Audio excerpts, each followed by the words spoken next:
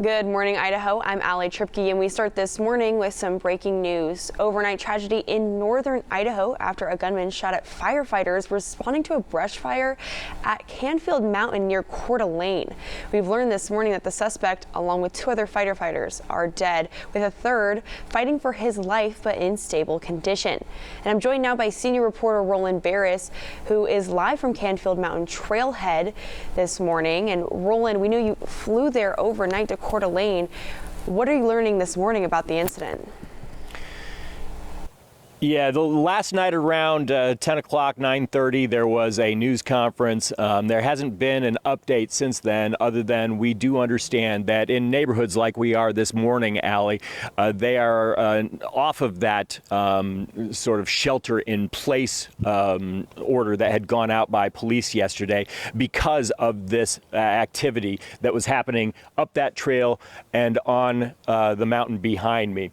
And this morning, you can see smoke on the horizon. It smells thick in the air here, even in a beautiful little subdivision like this. That was smoke that was from a fire, police say, deliberately set by a man who was out to kill firefighters. And what those firefighters found when they arrived on the scene was a hail of bullets. So right now, there's an active shooter zone. They're shot. BC3 is down, BC1's down. Everybody's shot up here. Law enforcement, code 3 now up here. A panic call from firefighters as they come under attack. It's clear to me that this fire was set intentionally to draw us in. The Kootenai County Sheriff confirming those early suspicions. We had a cell phone activation that was in the same spot since about 3:16. We honed in on that cell phone, and we saw that there was a male, appeared to be deceased, with a weapon nearby. 2 firefighters were killed and 1 seriously injured. Some 300 police converged on the scene and continued taking fire. A SWAT team later found the body of a man next to a gun. The man, they say, was the lone shooter. So there is no threat to the community at this time. The identities of the dead and injured were not immediately revealed. Now begins the process of figuring out why all this happened. Now, as officials try to look for a motive in this case, one of the places they're surely going to start looking is the fact that this incident took place 24 years to the day that fire crews actually used the former headquarters of the Aryan Nation for fire training. They burned it down. That was 24 years ago to the day. Reporting from Coeur d'Alene, Idaho, I'm senior reporter Roland Barris, Scripps News Crew. And this is a developing story. We'll continue to provide you with the latest information as it becomes available online and on air. And over the weekend in the Treasure Valley, a wildfire in the Eagle Foothills prompted some home evacuations. And while no one was hurt, it's another reminder to exercise fire safety this summer. Here's what we know about that response. An interagency response called to battle the Homer fire in the Eagle Foothills was successful on Saturday. One neighbor who lives off Homer Road and Park Lane told me off camera he evacuated several cows when officials issued a code red go evacuation order for some foothill homes. The fire was contained in a few hours. Around 300 acres burned as the flames spread in the dry June heat. Eagle and BLM Idaho firefighters seen protecting this Eagle resident's front yard. Another Eagle resident tells me he was up in the foothills when a firefighter told him and his dad to evacuate due to a fire sparked by a shell casing. Idaho News 6 has reached out to Eagle Fire to ask them to confirm the cause. We have yet to hear back on investigation details. Crews say they will continue working throughout the night with full containment expected Sunday. In the meantime, officials lifted the code red order. Allie Tripke, Idaho News 6. Now, the Idaho News 6 forecast.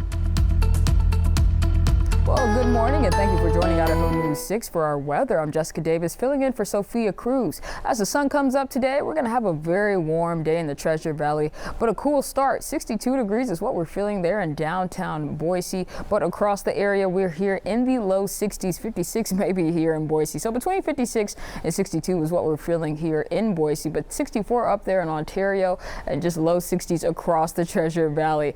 59 degrees there in Twin Falls to start off our morning, but as the morning continues, we'll warm up in temperature because our high for today is about 99 degrees. So we'll hit 93 around 2 p.m. here in the Treasure Valley, and lots of clear skies today, but we might have some cloud coverage as the day continues. 97 is the high here for Nampa, and it's going to be dry here, so we might have some cloud coverage, probably not because it's going to be a very clear day, but if we do, it shouldn't bring any rain with it. Now, very similar temperatures there in the Magic Valley, 62 degrees, another cool start to the morning, and temperatures are going to look fairly similar to the Treasure Valley, but instead of a 99 high for the Treasure Valley, it's going to be a 96 high for the Magic Valley. 67 degrees starting off in the morning, 82 there in the afternoon. We're going to warm up to about 89 degrees around 2 p.m. Downtown Eagle is as lively as can be in the summertime, with folks out enjoying everything the Strip has to offer. But soon, a new building that's underway right in the heart of town will be contributing to that downtown culture. I'm your Eagle neighborhood reporter, Alexander Huddleston, speaking with the owners of what will be the 148 building. It's been our dream for a long time to bring a development to downtown Eagle. With restaurants and new living spaces popping up in downtown Eagle in the last few years, Finer Frames owner Meg Glasgow and husband Steve Glasgow are looking to build onto the momentum. So this is going to be a new patio restaurant, casual family dining, and it's got 2 condos above, and they each have their own 2-car garages and elevators. They have their front patios, they overlook Heritage Park. But it's not just about what is going to fill the building. The Glasgows said that they made it a priority for the building to fit in with the old school aesthetic. So we're using wood siding, old brick that really captivates the spirit of downtown, the historic nature. And it's just going to have a real, I think, a good open vibe of what old Eagle and new Eagle coming. I think it'll add, to the future of what Eagle's going to with creating this corridor. The corridor has been a major focus for the city, with redoing the roads, sidewalks, and soon revamping Heritage Park. But when it's all said and done, the city says it will be better than ever. The City Council has promised that the events will go back downtown next year. We're looking at Eagle Fun Days, Harvest Fest, Country Christmas, all of that being centered downtown. We definitely want it to be a place where people come and shop and eat and play and just have a nice time. Now, construction on the project is set to be done around fall time, but the Glasgows say they don't know when businesses will be open. I'm your Eagle neighborhood reporter, Alexander Huddleston, for Idaho News 6. Deadly crashes involving impaired drivers are on the decline in Idaho. ITD reports 86 deaths last year, down from 105 the year before. That's an 18% drop, but there's still work to do. One drunk driving death is one too many, and patrols will be out in force over the next 2 weeks. So if you've got big holiday plans, make sure a safe ride home is part of them. ICCU is one of many banks dealing with impersonators trying to scam you out of your money. I'm senior reporter Roland Barris for Idaho News 6, and I talked to the Better Business Bureau about what to watch out for. The scam works like this. Someone calls claiming to be from the bank, saying your credit or debit card has been compromised. The caller hijacks the actual number for your bank so it looks legit on your phone. They'll even tell skeptics to look up the number online to reassure them. And then when they get you to give up your bank information, they try to gain access to your account. The best thing you can do to protect yourself is going to be retreat from the call. So as soon as they call you, you say, thank you so much for alerting me. I'll call you back. So you're going to retreat. You're going to reflect. Think, does this sound like something I've heard about on the news? Is it sending off any red flags? And then do your research. Look up a good contact number for the bank.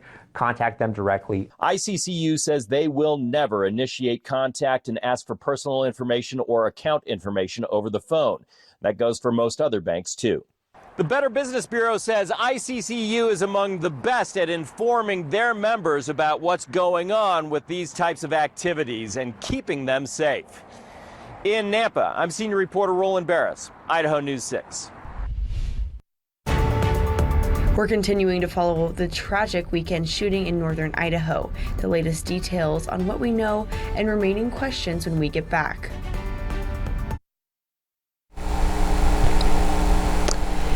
Let's take a look at your national headlines this Monday morning. President Donald Trump wants to sign his sweeping domestic policy legislation by Independence Day on Friday. Its fate is uncertain going into today's vote-a-rama in the Senate. Democrats are united in opposition, but if more than 3 Republicans oppose the measure, it's likely to fail. Attorneys representing 20 states are expected to appear in court in Rhode Island today to plead their case on why the Trump administration should not be allowed to cancel some transportation funding. The White House threatened to withhold billions of dollars for states that refuse to cooperate with federal immigration enforcement.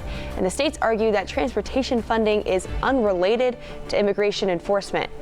In June, the federal judge temporarily blocked the White House from withholding the funds, saying it would cause irreparable harm. Today's hearing will help determine if that temporary block should remain in place.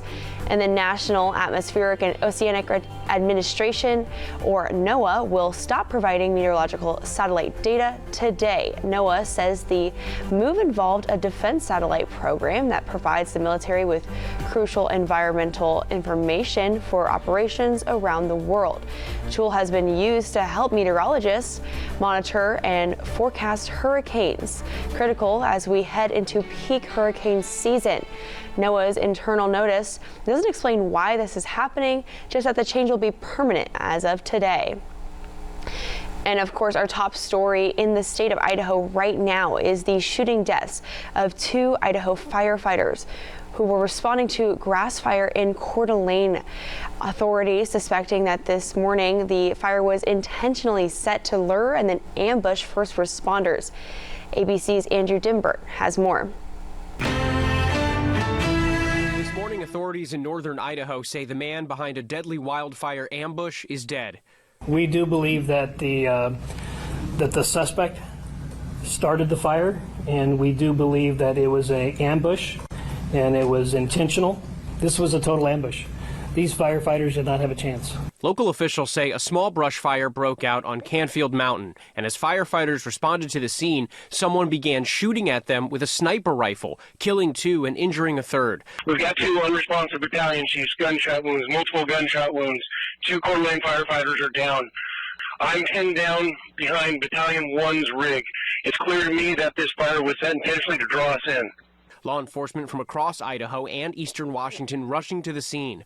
We had about 300 law enforcement officers that were on scene that were trying to make heads and tails out of what was occurring. A manhunt ensuing. Sheriffs confirming they did exchange gunfire with the suspect. Authorities later confirming the gunman had been killed, but it's unclear how he died. With the fire closing in, officials moving in to remove the body from the area. We had to scoop up that body, and we had to transport that body to a different location. Investigators now believe that man was the lone shooter. Based on the preliminary information, we believe that is the only shooter. A procession of law enforcement, firefighters, and ambulances brought the bodies of the 2 fallen firefighters to the medical examiner's office. Crowds gathering on a bridge, waving American flags to show their support. Officials saying there is no training for this kind of situation. We don't train for. It's not something we expect. It's not something our firefighters should have to deal with. Andrew Dimbert, ABC News, New York. In Twin Falls, how a new summer camp tackles OCD and anxiety. Now, the Idaho News 6 forecast.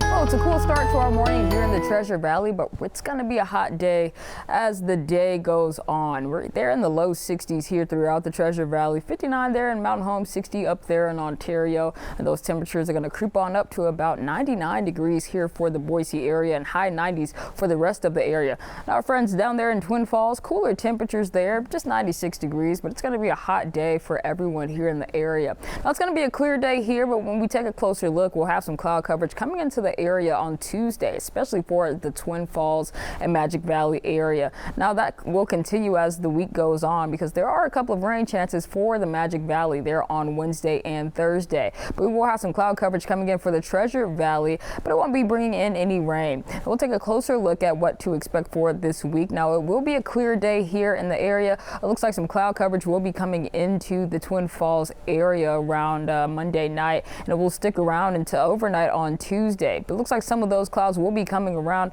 12 p.m. or the afternoon hour here on Tuesday for the Treasure Valley, but should clear on out as the evening goes on. But it will stick around there for the Magic Valley and maybe bringing some rain with it there on Wednesday and Thursday. But we'll take a closer look at what to expect for today. We'll warm up to about 68 degrees around 8 a.m. and then 87 around 12 and then 93 around 2 p.m. Now that high is 99 degrees and we'll hit that around 4 or 5 p.m. here in the Treasure Valley. And as I mentioned, similar temperatures there in the Magic Valley, but just a little cooler for their high. Starting off the morning, 62 degrees with a beautiful view of the sunrise there in Twin Falls. Now as the day continues, we'll get warmer. 82 degrees around 12 p.m. and 89 around 2 p.m. But the high for the Magic Valley today will be in the mid 90s, depending on where you are. 96 for Twin Falls, Gooding, Shoshone, and Jerome. But there in Burley and Oakley, cooler temperatures there with the low 90s. 91 there in Oakley and 92 in Burley. And take a look at those lows there. 61 in Twin Falls and 62 in Jerome. And those lows are probably what you're feeling here this morning. But as I mentioned, we're going to warm up as the day continues. 49 degrees to start off the morning there in the McCall area, and the high for today there in McCall will be 85 degrees. So there in McCall and Cascade, it's going to be cooler, but up there in Riggins, they're hitting 100 degrees today. 98 there in Garden Valley, 96 there in Council and in Cambridge. So it's going to be a mostly clear day for the West Central Mountains and a warm one as well. Now let's take a look at what to expect for the rest of the week here in the Treasure Valley. As I mentioned, our high for today is 99 degrees, and it looks like our high for Tuesday can be as high as 103. So it's going to be pretty hot. But remember, I talked about that cloud coverage coming into our area starting on Tuesday, and that's going to stick around throughout the rest of the week, possibly bringing a chance of rain on Friday. More and more young people today are recognizing signs of behavioral health disorders like OCD and anxiety, and this new summer camp for youth offers support and community. I'm your Twin Falls neighborhood reporter, Lorian Nettleton, and I popped into this new summer camp for youth that uses games and laughter to support mental health. She has been having an amazing time. She comes home super excited, bouncing off the walls, excited to tell us about all of the different things that she's done. Trina Bondman's daughter, Lydia, has struggled with anxiety and some OCD tendencies. And for the past week, she's traveled from Pocatello to attend Anxiety Avengers Camp in Twin Falls. And she would explain kind of how she was able to work on some of the skills that she's learning as well as the fun activities on the side. Something that we do here at camp is exposure therapy. And so part of exposure is facing your fear even when it's really uncertain. We are going to play What's in the Box. You got it, Lydia. Activities encourage these campers to face their fears, like reaching blindly into a box, not knowing what they'll find inside. Some of their research shows that the campers in the 1 week that they were at camp made more gains than they had in their previous last 6 months of treatment. Brian Olson is the lead psychologist at St. Luke's Magic Valley. He says summer is a great time to try immersive therapy. We know that if we pair some fun with fear, then it's a lot easier to overcome some of those fears that kids have. It's also a great way for kids to meet other kids who have a similar experience, which is really important because if you have something like OCD or one of those related disorders, it can feel pretty isolating. She's definitely added a lot of tools to her toolbox being here this week. I'm your Twin Falls neighborhood reporter, Lorian Nettleton, Idaho News 6. In Kuna, I'll tell you about a local animal sanctuary that's trying to reopen to the public. Good morning, Idaho. Domini Farm is home to quite a few interesting characters, from emus to piggies and everything in between. The animal sanctuary rescues farm animals and gives them a place to live out the rest of their days right here in Kuna. I'm your Kuna neighborhood reporter, Brady Caskey, and Domini Farm has been closed to the public for the past 9 months, and they could use your help. Here she is. I'm talking about you. So we like to call ourselves an assisted living community for animals because most of our animals are older. More than 100 farm animals, big and small, young, old, injured, and disabled, call Domini Farm home. It was a dream since I was a little girl. Founder Dominique Durlaub says up until recently, the farm was open to the public, but after an application to build a new barn, she was told they'd need a special permit to welcome visitors. We didn't know because there is no classification for a place like Domini Farm. An outdoor recreation facility permit is the closest thing they could find. The only problem is, for it to be approved, they'd need to build a brand new parking lot and driveway. So we cannot have visitors if we don't have the parking lot for them to park, actually. And that's a lot of money, and it is funds that we don't have. All their funding comes from private donors, and building a parking lot could cost more than $20,000. If they can't raise the money, they may never reopen to the public. We are a sanctuary and not a petting zoo. Our mission is to the animals. But, we would be upset about it because it makes such a huge difference. It's a way for us to give back to the community. These two sheep, Eddie and Murphy, they're a little pushy. Erica McLaren volunteers at the sanctuary and wants to see it welcome visitors again. By having it open to the public, it will bring a lot of awareness and donations and give these animals even better lives than they already have here. Lives animals like Nacho the donkey, who has cancer, may not have had without Domini Farm. Not a lot of people are taking, the unwanted animals or injured or disabled animals that people kind of get rid of and don't have the capacity to take on. So I think Dominique's doing a really great thing. You can find a link to help support Domini Farm's goal of reopening to the public in this story on IdahoNews6.com. Reporting in Kuna, I'm Brady Caskey. We take you to Idaho Patriot Thunder here at High Desert Harley-Davidson in Meridian. I'm your Idaho Backroads neighborhood reporter, Steve Dent, and I talked with some veterans about what it means for them to ride and also how this event helps current service members. I just love it. It's all about being out there in the wind and the air. Around 1,000 motorcycles made the trek to Mountain Home Air Force Base with the help of a police escort that shut down Interstate 84 during the ride. I think that's one of my favorite things about the ride is hitting those overpasses and seeing everybody out there and, waving flags, having signs, and, you really feel supported by the community. I really enjoy that part of it, too. High Desert Harley-Davidson puts Idaho Patriot Thunder together with the help of sponsors. This event raises money to support the Air Force's Operation Warm Heart and the Idaho National Guard's Family Support Fund. I cannot thank you enough for what you are doing and for what you have continued to do for the last 15 years. So ride safe, and on behalf of the Idaho National Guard and the 366 Gunfighters, thank you for what you do. I'm your Idaho Backroads neighborhood reporter, Steve Dent, for Idaho News 6. The legal fight continues over health care access for people living in Idaho illegally. Now we'll look outside from the Treasure Valley Chevy Dealers Tower Cam.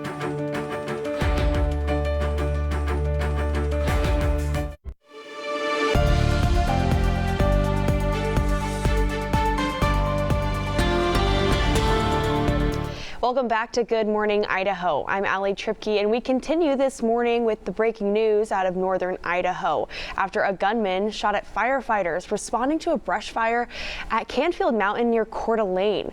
We've learned this morning that the suspect, along with 2 firefighters, are dead, with a third fighting for his life but in stable condition. And we're joined now by senior reporter Roland Barris, who is live, flew overnight to Coeur d'Alene at Canfield Mountain Trailhead now this morning. Roland, what can you tell us about the incident?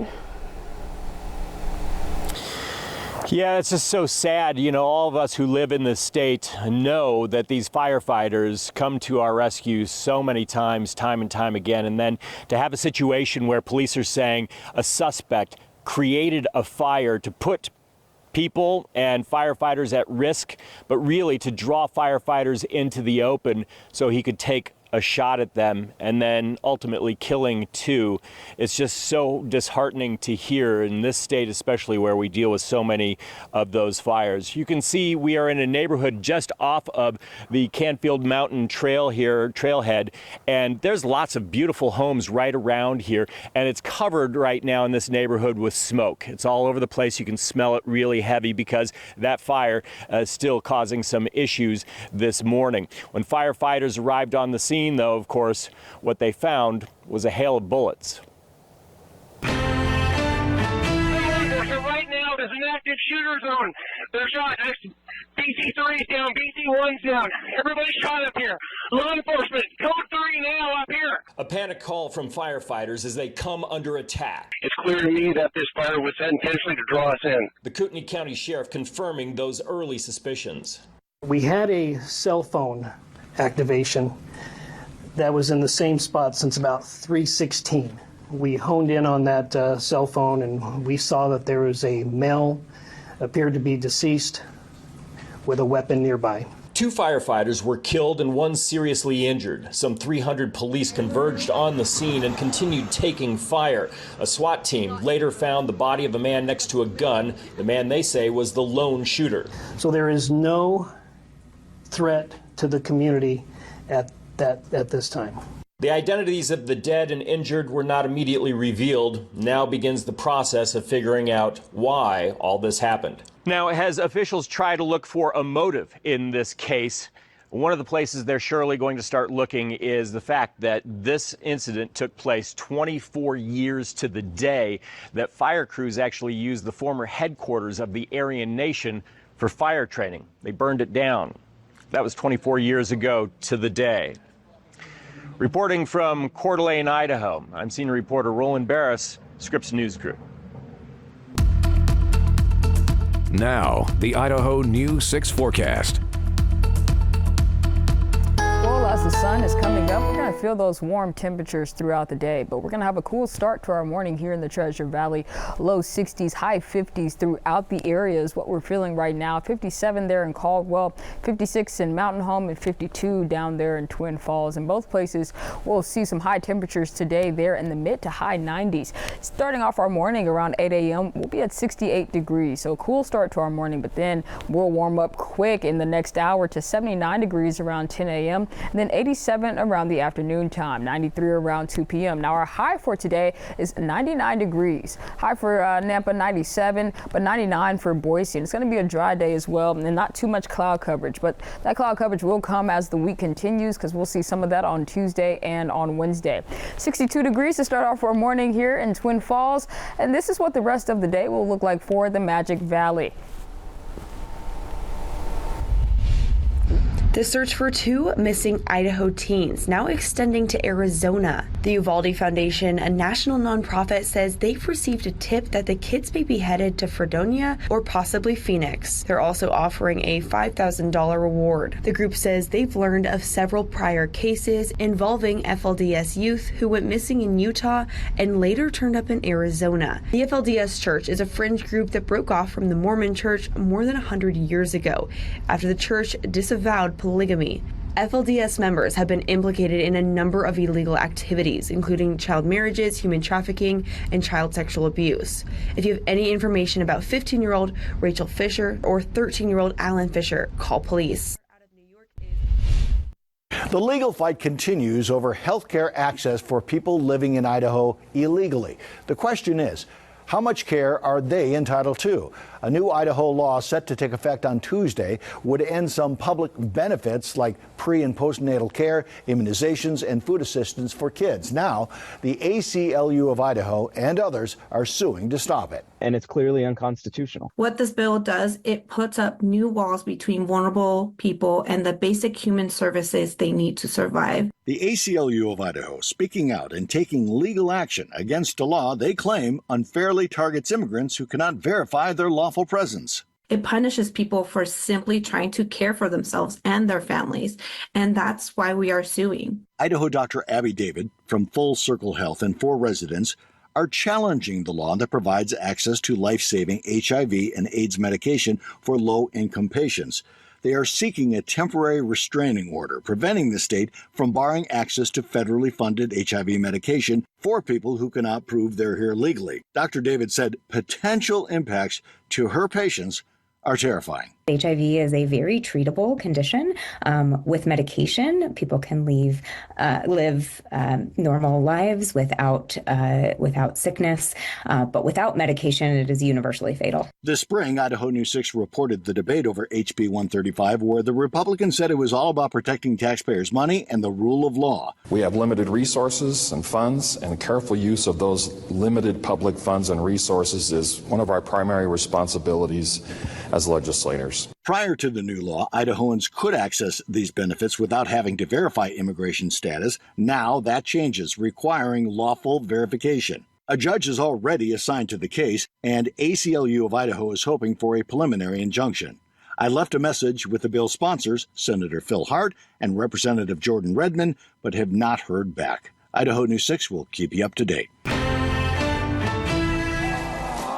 From Elon Musk's controversial cost-cutting chainsaw earlier this year, this is the chainsaw for bureaucracy, to Jeff Bezos' $50 million Venice wedding featuring everything from a foam party to a pajama party, more Americans may have had their fill of billionaires lately. But Zohran Mamdani, the presumptive Democratic nominee in the New York mayor's race, is questioning whether the U.S. should even have billionaires. I don't think that we should have billionaires because, frankly, it is so much money in a moment of such inequality. And ultimately, what we need more of is equality across our city and across our state and across our country. The Democratic Socialist is just 33. His proposals to freeze rents, make city buses free, and open city-run supermarkets, sparking criticism and concern about higher taxes and driving the wealthy out of the Big Apple. I think it's very bad for New York. President Trump, who describes Mamdani as a communist, is now threatening to potentially cut off federal funding to New York. If he does get in, I'm going to be president, and he's going to have to do the right thing, or they're not getting any money. He's got to do the right thing. Billionaire hedge fund manager Bill Ackman is taking matters into his own hands, pledging to take care of all fundraising if a write-in candidate steps forward to run against Mamdani before November's general election. Ackman saying socialism has no place in the economic capital of our country. There has to be a better distribution of wealth for all of God's children in this country. And as income inequality has declined nationwide, it has increased in New York City. And ultimately, what we need is a city where every single person can thrive. Political analysts say Republicans will likely use Mamdani's primary win as a new opportunity to depict Democrats nationwide as radical and out of step. Allison Cossack, ABC News, New York.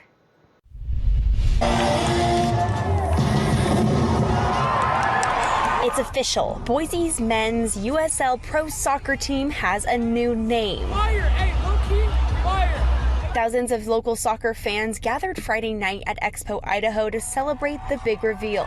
We wanted to be unique. We wanted to really focus on, Boise's grit, but also Boise's innovation. Brad Stith is the CEO and co-founder of Boise's professional soccer team. He says they met with over 1,200 locals to determine the new name. Jim and Vanjie Mural of Meridian tell me they're so excited they've already signed up for season tickets. So we were thrilled to death when we heard they were doing this. This is fantastic. Absolutely. So, looking forward to it. Yeah. Before the reveal, he told me his guess for the new team name. Hopefully they picked it. Boise Treasure FC. Dozens of kids got in the soccer spirit at the event, including soccer players Sweaty, Blue, Arion, and Timur. They tell me colors blue, black, and yellow were their guesses for the reveal, and they're excited to cheer on the team next year.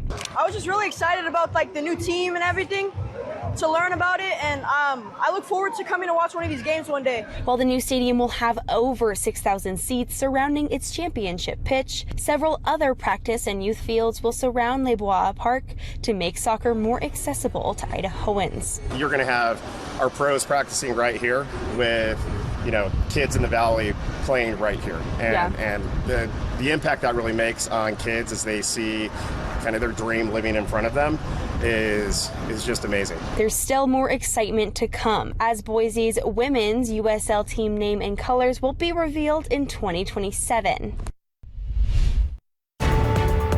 We're continuing to follow the tragic weekend shooting in northern Idaho. The latest details on what we know and remaining questions when we get back. Welcome back to Good Morning Idaho. I'm joined now by our senior reporter Roland Barris, who is live at Canfield Mountain up in Coeur d'Alene, where yesterday 2 firefighters were shot at by a gunman while responding to a fire. Having flown there overnight, Roland, what have you learned about this tragedy in northern Idaho? Yeah, what we've learned is this is truly disturbing, Allie. For anybody in the Treasure Valley who has seen firefighters swoop into action to stop a fire in the foothills, you understand how difficult this story is. I am in a neighborhood here right off of Canfield Mountain that is like any neighborhood in the Boise area right up against the foothills. And it's not somewhere remote. This is somewhere close to where a lot of people were. And this is the trailhead right here. Going up to Canfield Mountain. Way back there is where this incident took place. This is an area where a lot of residents use for hiking and biking, just like in the Boise foothills. What happened, of course, is that there was someone, a suspect we don't know the identity of yet, who decided for some reason to start a fire and call out the fire officials and then open fire on them. Apparently 300 law enforcement personnel responded to this attack, but not before 2 firefighters were killed and a 3rd was injured. Apparently that 3rd firefighter is in stable condition at last that we heard this morning. Just a very, very disturbing story for all of us who rely on these firefighters who are protecting all of us to then be brought out into the open to be shot at. It is a very disturbing story that we will continue to get the latest from here live in Coeur d'Alene throughout the day here on Idaho News 6. And for the latest, you can go to idahonews6.com as well for updates. Reporting from Coeur d'Alene, I'm senior reporter Roland Barris, Idaho News 6. Now, the Idaho News 6 forecast. Well, it's going to be another hot day here in the Treasure Valley with temperatures almost hitting 100 degrees. But we're going to have a cool start to our morning. 57 degrees here in Boise. High 50s, low 60s is what we're feeling right now. But we're going to warm up to almost 100 here in Boise. And 98 in most places across the Treasure Valley. 96 there in Twin Falls, so a little cooler there in Twin Falls, but it's going to be hot in both valleys, Magic and the Treasure Valley. Let's take a closer look at what we can expect with the cloud coverage. Now, it's going to be a fairly clear day today here in Boise, but some cloud coverage will be coming into the Twin Falls area around Tuesday and sticking around Tuesday night into Wednesday. Then we're going to have some cloud coverage there on Thursday and hopefully pushing that out towards the end of the week. But it looks like we'll have some significant cloud coverage here in Boise towards next weekend. But it's Monday, so let's focus on what's coming up here in the next couple of days and today. So it's going to be a fairly clear day here in the Treasure Valley, but down here in the Magic Valley, we'll have some cloud coverage coming in on Monday night and sticking around into the morning or overnight there on Tuesday. And then we're going to have some fairly clear skies here in Boise, but looks like lots of that cloud coverage will be coming back into the Magic Valley area Tuesday night and sticking around throughout the day there on Wednesday. Well, overnight on Tuesday and then clearing out there on Wednesday morning for Twin Falls. Now for today, as I mentioned, we have a cool start to our morning. We're here in the 60s right now, but we're going to warm up to about 68 degrees around 8 a.m. and then 87 around the noon hour and 93 around 2 p.m. Now as the day goes on, that's when we'll hit our high of about 99 degrees here in the Treasure Valley around 4 to 5 p.m. But very similar temperatures here in the Magic Valley. 62 degrees is what we're feeling, and those temperatures are going to look similar as well, hitting 89 degrees around 2 p.m. and hitting that high of about 96 as the day goes on. So we're going to be there in the mid 90s for the Magic Valley, but a little cooler there in Oakley and Burley with low 90s there, 91 and 92 degrees. And there in West Central Mountains, it should be another hot day there as well, but cooler temperatures there in the McCall and Cascade area. But let's take a closer look at our roads as we head out this morning for work or for some errands. The Idaho News 6 traffic report is brought to you by Champion Windows. Well, Well, it looks like traffic is picking up there in downtown Boise as people are heading to the connector. But when we take a closer look at our traffic maps, it looks like there's not too much traffic, but it is picking up on I-84 going towards Boise. It looks like here on I-55 as well. Westbound and eastbound are fairly clear, but it looks like going westbound, that's the clearest right now. Traffic is picking up eastbound going into Boise, as I mentioned. It'll take you about 16 minutes to get from downtown Boise to Meridian, but it'll take you about 13 to get from Caldwell to Garrity going eastbound, and Garrity to Eagle about 9 minutes, and Eagle to downtown Boise 7 minutes. So as I mentioned, looks like eastbound traffic is picking up there in the Treasure Valley, but westbound traffic is fairly clear right now. And so if you're heading out this morning, just make sure you give yourself just a little more time in case there are some backups.